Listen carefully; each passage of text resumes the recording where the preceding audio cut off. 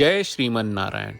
ए पर जे टिप्पणी हम करे जा रहल बा रामानुजदास श्रीमान गट्टू वेणुगोपाल स्वामी जी के द्वारा दिहल गयल बा। अध्याय 9 राजविद्या राजगुह्य योग श्लोक 12। मोघासाः मोघकर्माणो मोघज्ञाना विचेतसः राक्षसीं आसुरीं चैव प्रकृतिं मोहिनीं श्रिताः। ओम। गीताचार्य श्री कृष्ण परमात्मा अर्जुन समेत हमनी सबके राजविद्या राजगुह्य योग सिखा रहल बानी। परमात्मा कहत बाड़न की अर्जुन मूर्ख लोग हमार वर्चस्व ना समझ पावेला। उ लोग यूं नहीं खन जानत कि हम दया से इंसान के शरीर धारण कहले बानी। ऐसन मूर्ख लोग के हमरा बारे में कौनो असली जानकारी नहीं खे। उ लोग हमार महिमा के ना जानेला, यही से ओ विकृत ज्ञान से उ लोग मूर्ख राक्षस नियर व्यवहार करेला। अर्जुन उ लोग के जौन विकृत ज्ञान बा, जौना इच्छा और आशा बा, उ लोग जौन कर्म हमार जानकारी के बिना हमार महिमा के बिना जानेला करला, उ सब व्यर्थ हो जाला। यही तरह श्री कृष्ण परमात्मा कह रहल बाड़े कि बिना आपन के सच्चा ज्ञान के बिना उनकर महिमा के जाने ले, बिना उनकर अनंत दया के जान ले, चाहे हमनी के कितनो औरी ज्ञान होखे, चाहे हमनी के कितनो औरी कर्म करी जा, उ सब व्यर्थ बा। आई श्री कृष्ण परमात्मा के उपदेश के बार बार याद करी। आई श्री कृष्ण परमात्मा के बारे में सच्चा ज्ञान हासिल करे की कोशिश करी। आई श्री कृष्ण परमात्मा आ श्रीमन नारायण के महानता आ महिमा के साकार करे की कोशिश करी जा। आई श्री कृष्ण परमात्मा आ श्रीमन नारायण के अनंत करुणा के साकार करी। हमनी के समझी जा कि श्री कृष्ण परमात्मा आ श्रीमन नारायण कई बेर कई रूप में अलग अलग उद्देश्य खातिर धरती पर खाली करुणा के आयल रहले। श्रीमन नारायण के अपन अनेक अवतारन के माध्यम से हमनी के प्रति कई गो प्रयास के पहचान के श्री कृष्ण परमात्मा आ श्रीमन नारायण के समर्पण करत घरी हमनी के श्री कृष्ण परमात्मा के वचन के जैसन वा वैसने दोहरावे की कोशिश करी जा। मोघासा मोघकर्माणो मोघज्ञाना विचेतसः राक्षसीं आसुरीं चैव प्रकृतिं मोहिनीं श्रिताः। श्रीमन्नारायण करिष्ये वचनं तव। श्रीमद् भगवत गीता का पूरा सार श्री कृष्ण परमात्मा ने अध्याय 18 के श्लोक 65 से 70 में 8 काम करे खातिर दिले बाड़े। श्री कृष्ण कहले हम ओ लोगन से प्रेम करनी जो लोग इन 8 बातन के मान तारे। हम ओ भक्तन के हर तरह से रक्षा करब। श्री कृष्ण परमात्मा के द्वारा बोलल गईल संपूर्ण भगवत गीता सुनला के बाद अर्जुन कहले करिष्ये वचनम त्वा, जेके मतलब बा कृष्ण मैं वही करब जौन आप कही।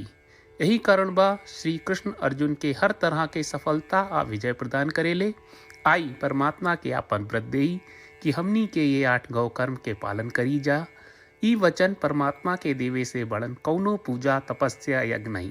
हम 8 प्रण कहब जौन हमनी के करे के चाहिए। आप सब कृपया इन्हन के आपन दिमाग और दिल में सोची। श्री कृष्ण के आपन वचन देवे के ई तरीका में हमनी सबकी कल्पना करे के चाहिए कि श्री कृष्ण का चेहरा खुशी से चमकत बा और खुशी के एहसास करत बा। जय श्रीमन नारायण। यहाँ हमनी के 8 वादा बा। हमनी के पहला वादा, हे श्रीमन नारायण आपका निर्देश के मुताबिक हम हमेशा तोहार ध्यान करब और तोहार बारे में सोचब। हमनी के दूसर वादा, हे श्रीमन नारायण आपका सलाह का अनुसार हम हमेशा आपका भक्त रहब। हमनी के तीसर वादा, हे श्रीमन नारायण हम आपन सब काम तोहरा सेवा के रूप में और तोहरा संतुष्टि खातिर करब। हमनी के चौथा वादा, हे श्रीमन नारायण जैस की आप माने के कहले रहलू, हमरा बहुत विश्वास बा कि हम आपके होई और हम हमेशा आपन दोनों हाथ जोड़ के आपके नमस्कार करब और आपकी पूजा करब। हमनी के 5वां वादा, हे श्रीमन्नारायण, हमरा के तोरा बात माम एकम शरणम ब्रज 1866 याद कहले, जहाँ आप हमरा के आपन का अर्पित करे का कहा। श्रीमन्नारायण, मैं हमेशा तोरे शरण में रहब। हमनी के छठवा वादा।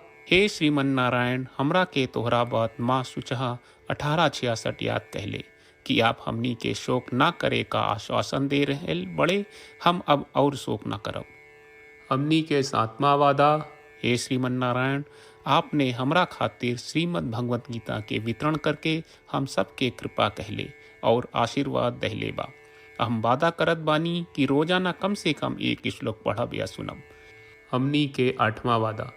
हे श्रीमन्नारायण, आप गीता के पूरा मानवता तक ले गयलू। हम गीता में आपके दिव्य वचन के उन भक्तन तक पहुँचावे के प्रयास करब जे गीता से अपरिचित बा। हे श्रीमन्नारायण, हम उई करब जौन तू करे का कहब। हम ऐसन व्यवहार करब जैसन आप चाहत बानी और हम खाली आपका खातिर काम करब। श्रीमन्नारायण के रोज आपन वचन देहल कि हम ओइस करब जैस आप कहत बानी, ई अपने आप में बड़न पूजा बा। श्रीमन्नारायण, करशे वचनम त्वा। श्रीमन्नारायण, हम तोरे निर्देश के मुताबिक काम करब। सर्वम श्री कृष्ण अर्पणम अस्तु। जय श्रीमन्नारायण। मोघासाः मोघकर्माणो मोघज्ञाना विचेतसः राक्षसीम् आसुरीं चैव प्रकृतिं मोहिनीं श्रिताः। ॐ मोघासा मोघकर्माणो मोघज्ञाना विचेतसः राक्षसीम् आसुरीं चैव प्रकृतिं मोहिनीं श्रिताः। श्रीमन्नारायण, करिष्ये वचनं तव।